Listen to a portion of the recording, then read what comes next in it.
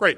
Morning, everybody. Thanks for coming. I'm Pat Foy, president of the MTA. I'm joined by my colleagues this morning, Andy Byford, president of New York City Transit, and Sally Librera, who's senior vice president of subways.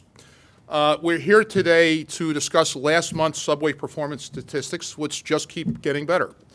Compared to February 2018, all of our meaningful subway performance metrics are moving in the right direction. Even better, 12-month averages in almost all categories are trending positively.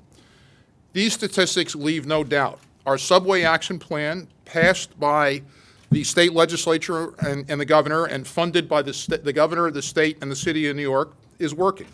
These numbers prove it again this month. Andy is going to talk us through the detail. Andy and Sally are going to talk through the details of these statistics, but I want the takeaway from this to be clear. If we invest in this subway system, combined with improving operational excellence, our customers will see sustained month-over-month improvements, as they have the last several months. The improvements are real, they're tangible, and they're growing. In Albany right now, there's a debate ongoing over congestion pricing and other sustained revenue for the MTA. Put simply, there could not be a more important step to take for us collectively, the state of New York and the city, to keep building on these improvements month over month and year after year. I'll note that we have $0 allocated to our capital plan, our next capital plan, which starts 9 months from now in January. That's $0 to re-signal the subways, to acquire new train cars and buses, make critical accessibility investments, install new rails, and introduce new technologies. $0 available for that. We do, however, have the team in place to improve the subway system. We have the plan to improve the subway system. We need funding from state and city partners to improve it. And congestion pricing is the best way to both fund the MTA and fix the subways and advance other critical goals of reducing congestion, improving air quality, and providing for accessible transit. Now I'll pass it over to Andy and Sally to discuss the good news. Andy. Excellent. Thank you, Pat, and good morning, everyone. What we're here to talk today is about, it's really a combination of the Subway Action Plan, our Safe Seconds campaign, and a Back to Basics approach, which has truly allowed us to improve our system and progressively to build on those improvements. But as Pat rightly said, we need investment in infrastructure and we need operational improvements to make that happen. Soon after I came on board back in January of last year, 2018, I set Sally and the team an ambitious goal to reduce the number of delayed delay incidents by 10,000 every month. I knew we could hit that target by focusing on basics and by delivering the SAP, and we have for 6 consecutive months now. Today, based on that success, I'm proud to announce that we will be increasing that target number to a reduction of 18,000 delays per month. So 18,000 as opposed to 10. I'm increasing that target and presenting Sally with that challenge, and we will aim to do that from April of this month, just next month. In a moment, Sally will be reporting on even more great subway performance numbers for the month of February, and I'm very proud of our team for achieving that. But before she does, I want to be very clear about something. I fully expect, as I've said to you before, I fully expect that these numbers will fluctuate a bit. But my main concern is to ensure that we remain on an upward trajectory. In other words, that we're trending in the right direction. Everywhere I've worked, you see some oscillation in figures, but as long as you are progressively increasing in the right direction, then that is good. And as Sally will describe in a moment, that's the case for every meaningful subway performance metric that we have. One more point before I turn the floor over to Sally. Yesterday, we also announced 2 major steps forward in improving accessibility in the city, which, as you all know, is a key priority for this team and a pillar of our Fast Forward plan to improve transit. One announcement was the extension of the Hale on-demand pilot program, which provides 1,200 users with on-demand access via an app to accessible vehicles. This has been extraordinarily popular with our riders, and there's no secret that this is the kind of technological innovation that we want to see throughout our system. We're excited to extend this pilot for at least the rest of the year while we explore how to make it sustainably permanent. The second announcement is a system-wide increase in the number of taxis and for-hire vehicles available for everyone in the system. In 2017, about a third of our riders were using these sorts of vehicles, and this year we're up to 50%. Yesterday, we announced that we have signed on to a new partnership with Curb that will allow us to increase that percentage still further. We'll not only be signing up new drivers, but those drivers will be better trained. They will be able to take customers from their door instead of just from the curb. We'll have a better handle on metrics and a lot more. The bottom line is that our customers deserve the best possible service in a way that is reliable, timely and efficient, using the latest possible technology. And these announcements will help us get there. No doubt we have a long way to go, but clearly we're moving forward. And now to take us through a bit more of the detail on subway performance is the person I put in charge of the subways, Senior Vice President Sally Librera. Sally.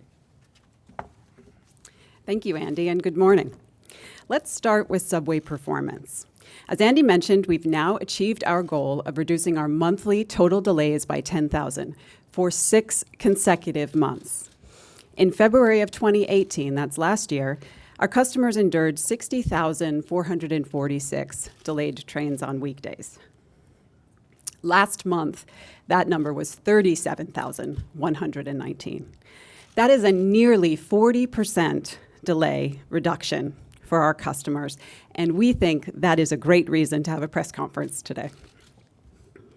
Over the past year, we've reduced the number of delayed trains by more than 17%. Comparing last February to this February, customers' average wait time on platforms was 9 seconds closer to schedule, and on trains, it was 25 seconds closer to schedule. That is an improvement of 11% and more than 27%, respectively. Those seconds may not seem like much, but if we think about it in terms of the average New Yorker who takes multiple trips every day, multiple trips each and every day, those seconds add up. They add up to minutes, to hours, to time that people can spend with their families or their friends rather than waiting on platforms or riding on trains. That is really important. It's because these statistics, they're more than numbers. They mean much more. They really impact people's lives, and we get that. On-time performance is improving dramatically. On-time performance was 61.7% in February of 2018. That's unacceptable.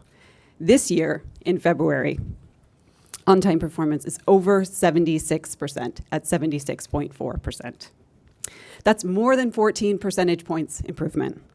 And OTP is up nearly 7% when we look at the 12-month figures. We still have a way to go, but we are improving and we are moving in the right direction. One more important note before we open it up for questions. All of these improvements we're seeing are a direct result of the truly extraordinary work of our transit workers and managers. They are the ones who are out there in our system, working day and night to implement our new Save Seconds campaign, which aims to safely reduce travel times for our customers.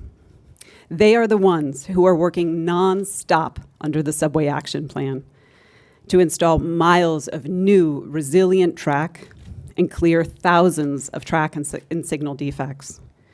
They are making our subway system more reliable, more resilient, more transparent, and more accountable.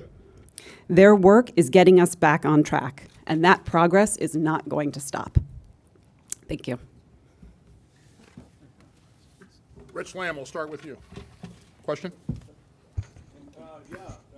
So do you think the average rider gets this? I know that's why you're holding the news conference, but is there a perception or have you measured it in any way? You want to talk about customer complaints? Sure.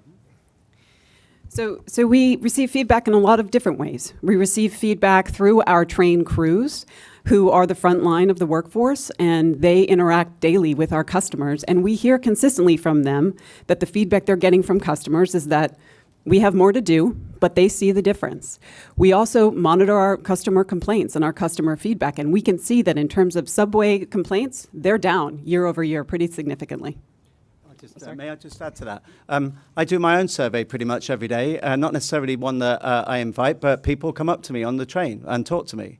And pretty much, I wouldn't say every day, but very, very regularly, customers come up to me unsolicited and give me feedback on the service. And what is encouraging is that increasingly people are saying, you know what, it is getting better. And I'm pleased to hear that. Now, clearly, we're not satisfied. I'm not satisfied with 76%. I want to go higher. I want to get to 80. I want to go through 90%. There's an upper limit, a law of diminishing returns, in terms of what we can achieve from the existing system. But what we're talking about today shows that through better management and through sustained investment, you can turn around even the existing system. But what we really need is a sustained investment to re-signal this subway and to do the work that our capital plan envisages, because that's where you really can get into world-class levels of performance. Ben. So, we hear a little bit about how the MTA has adjusted schedules to run more realistically. Can you elaborate a little bit on what that means? Are you just running fewer trains to get fewer delays and get favorable numbers like this? So we've made schedule adjustments where they've been necessary to set our run times to realistic levels. It is part of a broad service management strategy. Having schedules that realistically represent running times allows us to more precisely dispatch our trains and to more precisely manage our service, which improves throughput, improves run times, and we've seen that in terms of our statistics. When we look at actual numbers, actual run times, and we compare 18 numbers to 17 numbers, we see that actual run times are improving, even on lines where schedules have been adjusted, or particularly on lines where schedules have been adjusted, because it's part of a comprehensive service management strategy.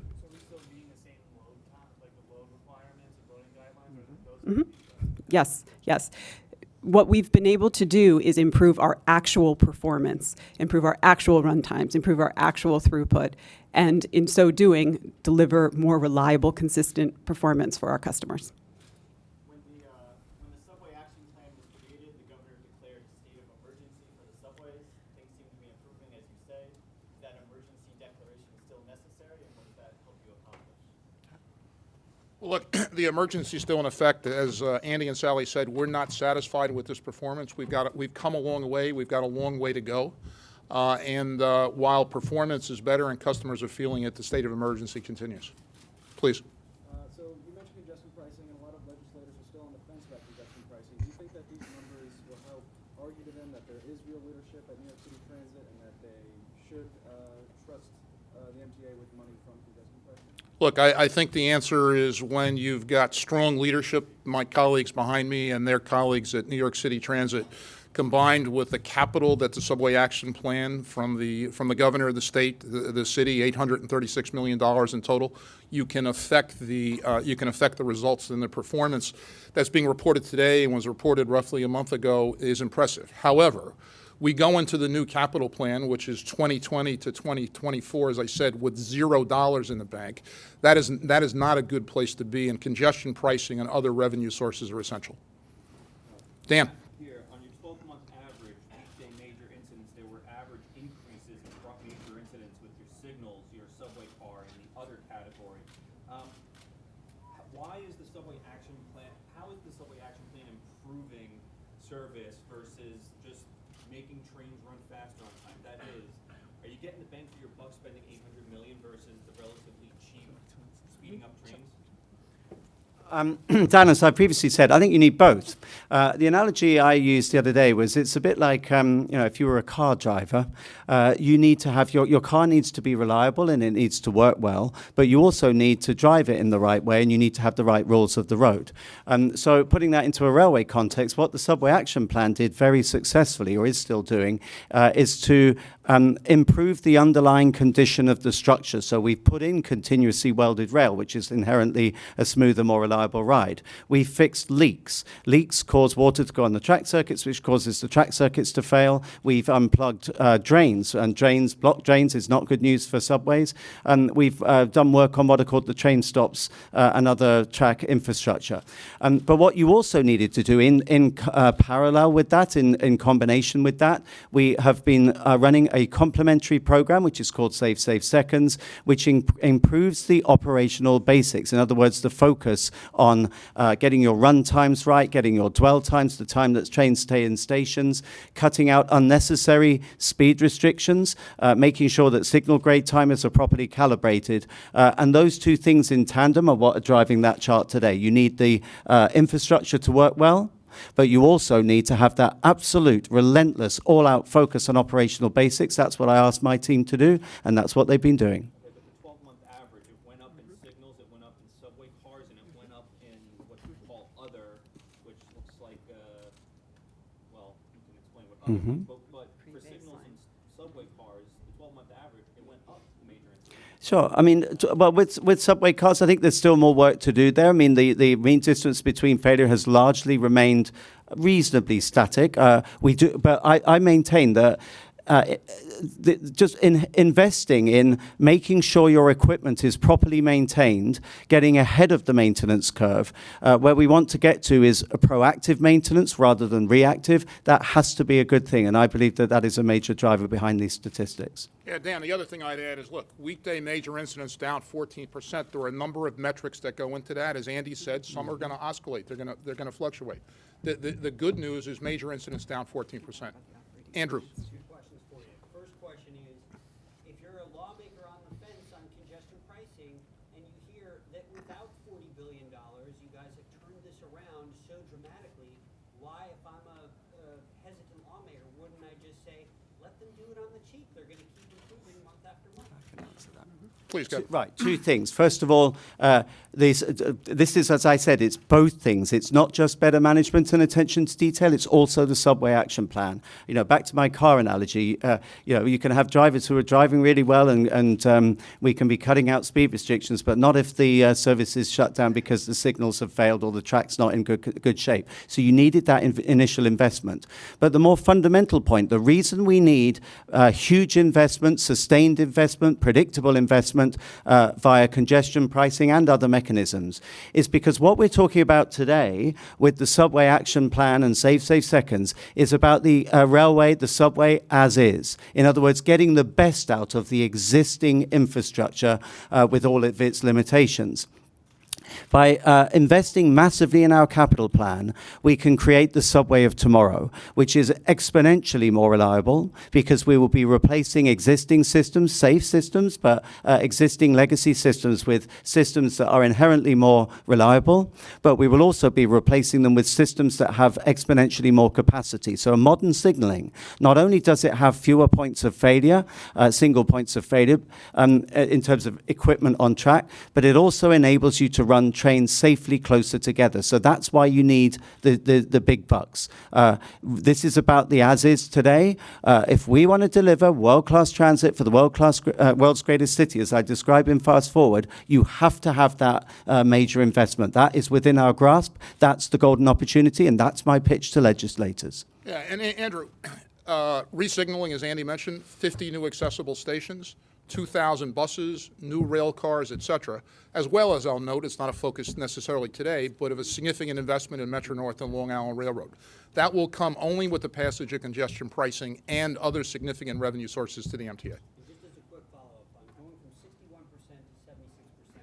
When you're at 61%, you're at abysmal, and when you're at 76%, you're what, mediocre?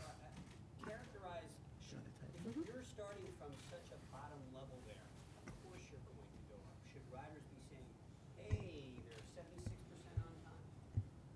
Well, I think not only did we improve from 61 to 76%, but we reversed a years-long trend of declining performance. So we have turned that around, and that is very significant. So we know that we have more to do. We're not pleased with 76% as an ending point, but we are most certainly pleased with the progress we're seeing. And may I just add to that? So yeah, no, absolutely. No, we're not satisfied with that. I said it in my few words. We want to get up through the 80s, through the 90s. And you know, there are world-class systems out there that regularly hit high levels of performance, high 90s performance. But those typically are either newer systems like Singapore, or old systems like my old stomping ground, the London Underground, which did struggle with reliability not so long ago, but which has received massive investment. And now you look at the on-time performance of the tube, you look at the mean distance between failure, you look at the average age of vehicles, transformed, completely transformed. That's what our plan will do. It will do it in an unprecedented time frame, but for that, you need the big bucks. That was the lesson learned in London. That's how they did it. We're going to copy that. Andrew, if you want an adjective, the adjective is significant improvement. Marcia. So one of the things that the governor talked about in the run-up to congestion pricing has been the need for the MTA to get it back together, to manage things more effectively, do more with less.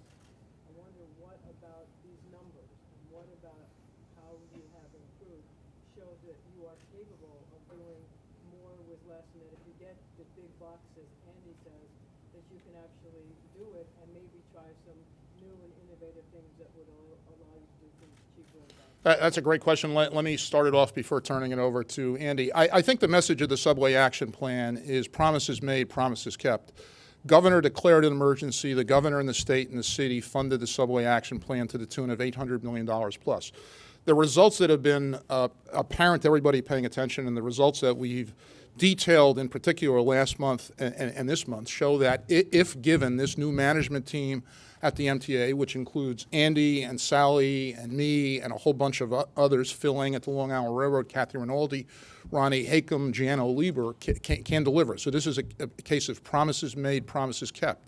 Second track on Long Island came in 14 months early. It's been a long time since an MTA project achieved that. And just as with the results of the Subway Action Plan, where there's improvement, it's been significant, but we've got a long way to go. We've also got a long way to go on MTA reform, but I think we've built the basis for restoring the credibility of the MTA and New York City Transit and the other agencies in the eyes of the public, funders, and elected officials. Yes, sir. I'm sorry, Marcia. Sure.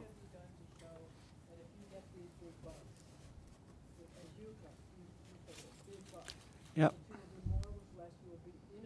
Mm-hmm. New ideas that will make the subway run better, faster, quicker, livelier, brighter. Sure. Well, a new idea is we've reorganized the way we run stations. I mean, back in the past, there used to be a form of station manager on the subways. We brought in a concept that I used to do myself, a job I used to do myself on the tube, namely group station managers, to provide single point accountability on stations and to drive up not only the appearance of the stations, but the customer service at those stations as well. And we're also exploring other things. As you know, we're looking actively in parallel with driving forward with new signaling, with communications-based train control, CBTC. In parallel, we're developing, in conjunction with business partners, ultra-wideband signaling, which is a complementary system which we think has huge potential. But my pitch to both the public and to the good people of New York and also to legislatures is, in order to earn that money, in order to earn those billions that I talked about, the big bucks that I talked about, we had to get the basics right in the first place. Who would trust us with more money if we are not, if people think, well, there's no point in giving them money, they can't even get the basics of our service right. So that's why, for me, my mantra since day one, working with Sally and the rest of my team, was we must get the basics right. We must drive up every aspect of people's performance, people's journeys right now. Across the whole spectrum of what we do. We must be innovative in how we do that. We've got to show that we can make it cleaner, more reliable, more punctual, get the customer information right, because that way you build credibility, you build confidence in yourselves as a team, and you build the case to say, we are worth investing in. You can trust us to spend the money. We'll spend it on the right things. We've got a plan. We developed a plan in less than 100 days, and we will now go ahead and execute on that plan. But again, in order to do that, we need the money. I would let the riders be the judge of that. I take my steer from customers. Generally, I get very positive feedback from people saying that they definitely notice improvement. But I fully accept that the best predictor of future performance is your current performance, and ultimately it's the customers that are my judge. They're the people I listen to. Sure. Actually, I got a follow-up to that with Sally, actually. We just wanted to know that all of us are going to leave here, and we're going to go talk to the riders, who may give us back some skepticism, nice words or whatever, with regards to this information. What is the one thing that you want to make sure that they do understand with regards to these numbers and what's been happening over the last 12 months? I think it's critical that people understand that these statistics are more than numbers. They reflect true improvements that we are making to service. I think it's sometimes difficult for folks who are asked the question as to whether service is exactly where they need it to be to see those improvements, which is why we're having this conference today to talk about the numbers, because the numbers tell an important story. And as was mentioned earlier, it's not just one number. It's not the delay figure or just the on-time performance number. It's all of our customer journey time statistics, which are based on actual travel times, actual time on the platform compared to what's scheduled, actual time on the train compared to what's scheduled. And we see all of those metrics moving in the right direction. But we know that we have more to do. Please. I know there were a lot of things with the subway action plan, but can you name the 2 or 3 or 4 main things that you saw that was a problem when you came in and when you adopted the subway action plan?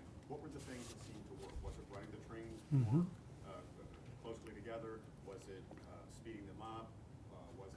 What was it that was the main component that made these times go up? Sure. Again, I think it's a combination of the very, very welcome capital investment that we received from the state and the city via the Subway Action Plan, which had that not been in place, I would have instituted that. It's doing the right things. So the fact that we have been fixing leaks and getting rid of water out of the system, and the water is the enemy of any subway system, that absolutely has played a large part in the statistics that we're sharing with you today. That plus just going around relentlessly making things like the trip clocks and the train stops work more effectively. In other words, the mechanical parts of the system, particularly with regard to the signaling system, have undoubtedly played a part, as has this huge push to fit new continuously welded rail. All of those are factors. I think the only thing really that I felt was missing was we also needed there to be complementary, coincidental focus on operational basics. I felt that there were a number of things that needed to be tightened up upon. It's basic operational discipline that works around the world. So you've got to get, for example, your dwell times right, the amount of time a train stays in a platform. If you let that just be what it is, then each station, if you lose a few seconds, you'll lose more seconds at the next one. The train behind's held up, and so that knock-on occurs. So a combination of fixing physical defects via the SAP and addressing basic operational disciplines via the Save Safe Seconds campaign has been a winning combination. Paul. How many extra people were hired in the subway action plan compared to how many did you want to hire? How many did you hire? And given the fiscal pressures on the MTA, how are you coping with the added burden? Okay. I'd have to check on the exact number, but we're not far off what we said we would do. It's hundreds of people. So we've added track workers, we've added people maintaining vehicles, so the subway cars at places like Coney Island Overhaul Shop. We've increased the number of signal maintainers that we've got, and that's not a temporary thing. That's something now. Those are people with great valued skills from which we will benefit going forward in the future. The key thing for me is that we now build upon that success of having those people in place for the Subway Action Plan to now push on and do, again, what I said in an earlier question. What really needs to be done is a step change to go from the subway as is to what it needs to be in the future, which is truly, completely modernized infrastructure and way more capacity.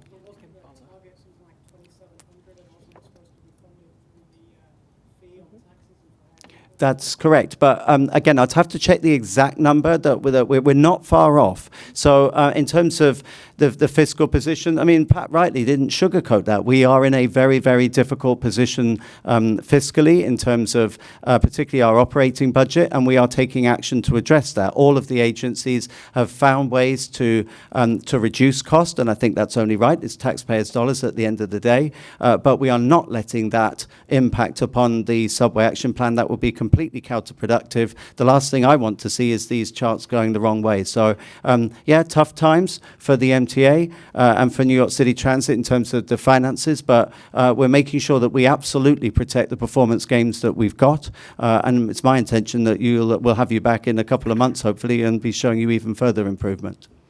Yeah, Paul, the one thing I'd add is that phase one of congestion pricing, which went into effect February 1st or thereabouts when the TRO got lifted, right, will create on a normalized annual basis $300 million, which the state legislature has dedicated to continuation of subway action plan work. Yes, sir.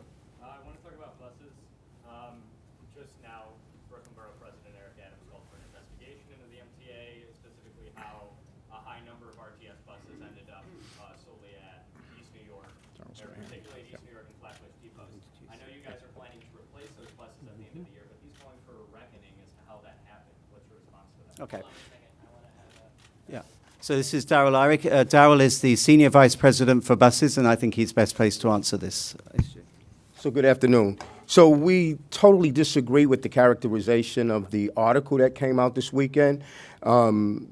If we were to look at the facts, East New York and Flatbush Depot have a minimal amount of those RTS buses.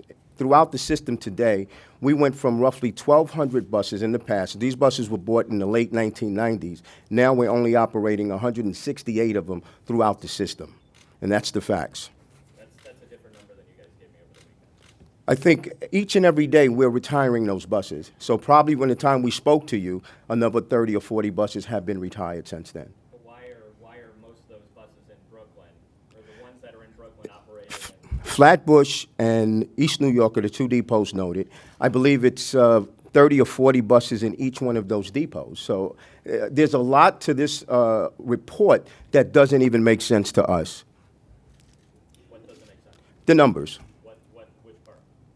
The fact that we have older buses, a vast majority of older buses running in poorer neighborhoods. That's just simply not the case. A vast majority, it said about 20% on local routes versus 3% of them statewide. 30 buses is not 20% of a 5,700 bus fleet. Of local routes in those depots?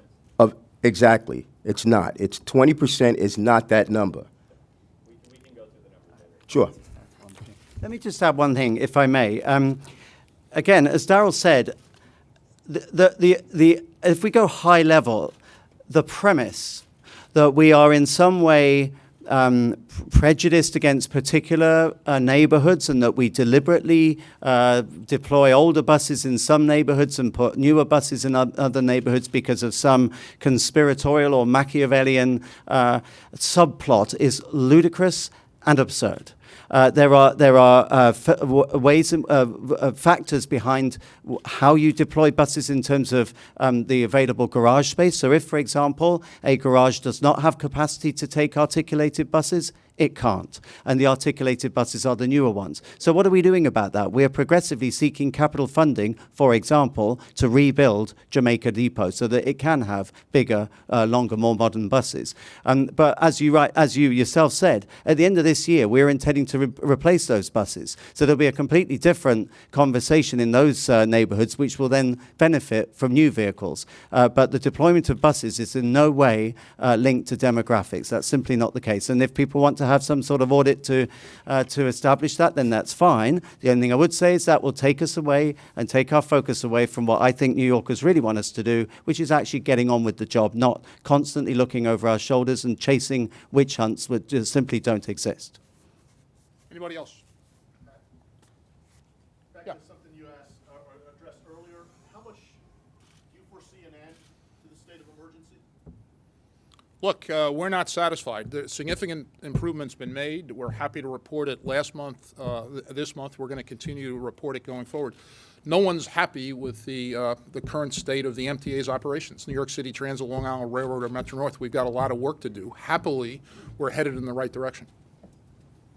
Rich? So you're not popping the champagne cork yet, but when will you do that? We're not popping the Diet Cola either, Rich.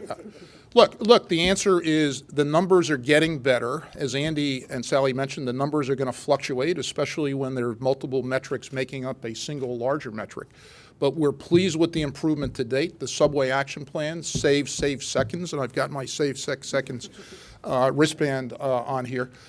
They're working. And when Sally and Andy talk about all these metrics, basically what we're doing is we're giving New Yorkers back time, right? Less time on subways, less time on platforms. There's nothing that is more important to a New Yorker than their time. It's the most extraordinary asset that they have. So we're returning time. We've got a lot more work to do, but I think we're clearly headed in the right direction, and I think it demonstrates to our customers, to the public, elected officials, the governor and the mayor, that promises made, promises kept. We were entrusted with $836 million for the subway action plan. That's an extraordinary amount of money, and we committed that we would spend it responsibly and effectively, and we're doing that. Do you have the results, Andy, of the survey of the elevated lines after some material fell on the 7 train? You were going to be inspecting all the other ones. We have a report today, this is brand new, I don't know if you've even been told about metal falling on 115th Street out in the 106 precinct. But just generally speaking, do you have the result of all of that? Right. So we've completed 2 inspections now of the 7 line, and we're carrying on with doing inspections on the remainder of the elevated section, of which there is about 60 miles. There's 60 miles of elevated structure. So a number of things. First of all, any of these incidents we take very, very seriously. Clearly, we do not want things falling off our elevated sections. That there's a clear risk to that kind of incident happening. So it's something that we take very seriously. On each occasion, we have sent crews out. We have strengthened our procedures. So now not only have we varied our procedure to have more intrusive inspection from underneath the structure, but also we've beefed up the inspections topside, if you like, for people walking along the track. So let me just comment on the most recent incident, which is still under investigation. When we went back and inspected, as soon as we heard about the most recent incident on the 7, we sent crews out. They went out and they did an inspection. They found there was nothing missing. There was nothing loose, and so there was nothing apparently untoward under the structure. But to be doubly safe, we also sent out a track crew. We suspended service such that a track crew could go and walk the section. Again, they found nothing missing. They found nothing loose, and they found that the housekeeping, the tidiness of the section was immaculate. So having said that, we will get to the bottom of what exactly happened there. We are reaching out to sister agencies, a classic obvious example being Chicago, because of the L, they operate a lot of overhead structure, to see if there's anything that they do additional to what we do. But we will not let up until we put a stop to these incidents. I mean, clearly it's something we need to take seriously, and we do. Michael, from the editorial side. 2 weeks from today is April Fool's Day. It's also the state budget. Mr. Cuomo has said it's a priority to have congestion pricing in that budget. You've been up in Albany, I think you were there last week. The opponents, whether it's Colton or Dinowitz or Weprin, what are they saying to you, and how are you and can you assuage their fears of their concerns, or are there just some who will never support it? What are they saying to you, and what are you telling them? Well, look, 3 things. One is there's nothing more important than getting congestion pricing passed and having other revenue sources for the MTA's capital plan that goes from 2020 to 2024, point 1. Point 2, I'm not going to get into discussions with individual legislators or personalize it. So here's what I'm hearing. I think there's universal agreement, A, that the MTA is in dire financial condition. If you don't believe us, believe Controller DiNapoli. But I think there's a consensus that that is the case. I think that realization and that consensus is extraordinarily important. Point 1. Point 2 is While the Subway Action Plan and Save Seconds have provided incredible value to our customers, it's not enough to do the things that Andy wants to do on the subways and the Fast Forward Plan, and Phil Eng wants to do on the Long Island Railroad, and Kathy Rinaldi at Metro North, and Jana Lieber at Capital Construction. We're going to need tens of billions of dollars of reliable, sustainable, growing financing to do that. Congestion pricing and other revenue sources is the only way to do it. 3, in defense of all elected officials, including the governor, the mayor, legislators in Albany, and members of the city council, there is skepticism about the MTA given issues over the last years and decades. There's a new team in place. My 2 colleagues here and I, and most of the senior leadership here is new and are committed to reform and restructuring. And the Subway Action Plan, which has been the focus in Save Seconds this morning, has been the focus of this discussion, Michael, indicates a promises made, promises kept approach. We were entrusted with $800 million of the public's money, and the results that we spoke about last month and the month before and today are evidence of that. We've got a great deal of work to go on the congestion pricing discussion and reforming and restructuring the MTA going forward, but happily we're making progress and our customers are beginning to feel that. Thanks.